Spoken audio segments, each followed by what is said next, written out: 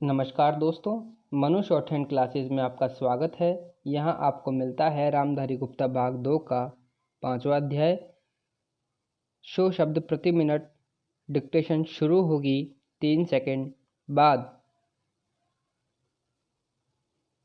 महोदय, बच्चों को जो ज्ञान प्राप्त हो वह अनुभव से प्राप्त हो, न कि केवल स्मरण शक्ति पर आश्रित रहकर रटाई द्वारा।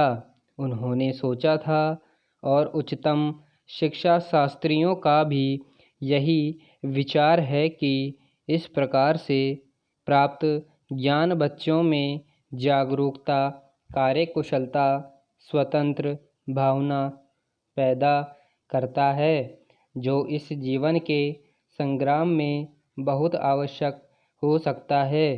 दूसरा मौलिक विचार उनका यह था कि इस प्रकार की शिक्षा इस देश के लिए अनुकूल ही नहीं बल्कि अनिवार्य है।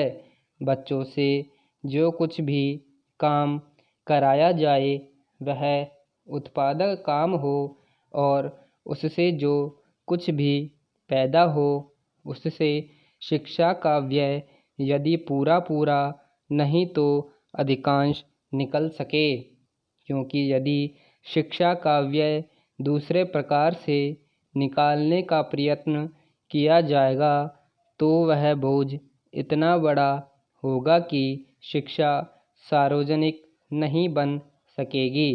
पिछले वर्षों में जो कुछ भी विचार किया गया था या प्रयोग करके देखा गया था, उससे जहाँ तक मैं समझता हूँ वही निष्कर्ष निकाला जा सकता है जो पहले सम्मेलन में हुई बहस से निकाला जा सकता था। हमारे शिक्षा शास्त्रियों ने इस पद्धति की अनुकूलता और श्रेष्ठता तो मान ली थी, पर उनकी दृष्टि में इसके द्वारा शिक्षा का व्यय निकालना असंभव ही नहीं, अनुचित भी था। प्रयोग से देखा गया है कि इस पद्धति की उपयोगिता है और इससे पूरा नहीं तो अधिकांश व्यय निकाला जा सकता है। यह मैं प्राथमिक और माध्यमिक शिक्षा के संबंध में कह रहा हूँ। उच्च कोटि की शिक्षा के संबंध में अभी प्रयोग नहीं के बराबर हुआ है, इसलिए उसके संबंध में अभी प्रयोग नहीं के बराबर हुआ है, इसलिए उसके संबंध में अभी कुछ भी कहना संभव नहीं है।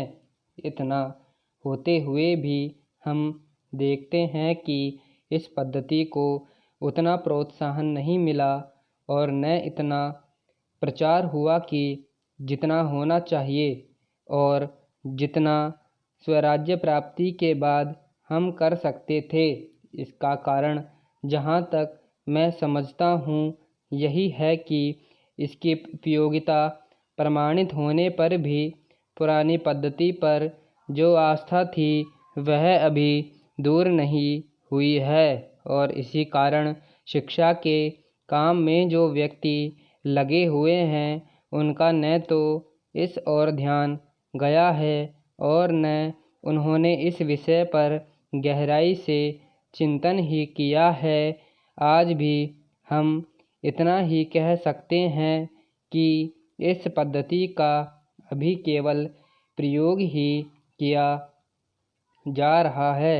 इसे राष्ट्रीय कार्यक्रम मानकर हमारी सरकार ने उसको चालू करने का निश्चय नहीं किया और क्रियात्मक रूप से कुछ करने की बात तो नहीं के बराबर ही है। उसका परिणाम यह हुआ है कि पुरानी पद्धति की संस्थाएं दिन प्रतिदिन बढ़ती जा रही हैं और शिक्षा पर सरकार जो भी कुछ व्यय कर सकती है या करना चाहती है उसका बहुत बड़ा अंश उस पद्धति को बहुत कम प्रोत्साहन मिला है। मेरा अपना विश्वास है कि शिक्षा में मौलिक परिवर्तन अवश्य किया जाएगा।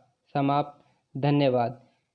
इस अध्याय की आउटलाइन पाने के लिए हमारा टेलीग्राम ग्रुप ज्वाइन करें।